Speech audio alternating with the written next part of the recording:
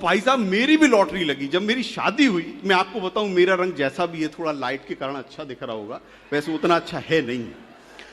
मेरा रंग जैसा भी है, मेरी पत्नी का रंग एकदम गोरा है। आप सोचो कि अगर वो इतनी गोरी है तो मेरे जैसे आदमी से शादी कैसे कर ली?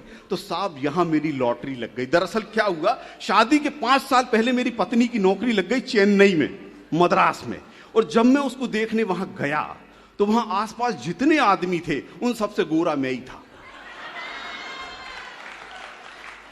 अब आप सोचोगे कि चलो उनका तो वहां जाके दिमाग बदल गया, भाई आसपास जैसा माहौल था तो पसंद कर लिया। उनके पिताजी को सोचना चाहिए था कि मेरी इतनी गोरी लड़की में किससे शादी कर रहा हूं। यहां भी मेरी लॉटरी लग गई साहब।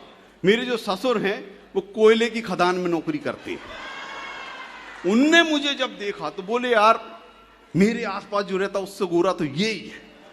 तो भाई साहब जब शादी होती तो लॉटरी लगती है। जब शादी होती तो सबसे पहले क्या होता है, सबसे पहले पंडित जी कुंडली लेके आपस में गुण मिलान करते हैं और फिर पति पत्नी जिंदगी भर एक दूसरे में गुण ढूंढते रहते हैं। पत्नी बोलती, हाय राम, पंडित जी बोलते दिन में 20 गुण, इनमें तो 2 नहीं दिखते ढंग के, पता नहीं कैसे कुंडली देखी।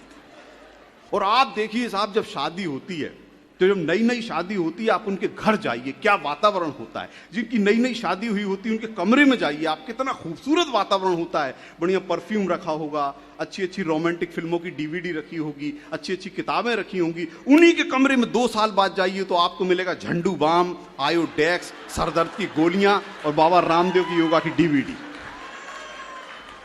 2 साल और गुजरते साहब, घर में एक छोटा सा चूचू का मुरब्बा आ जाता है।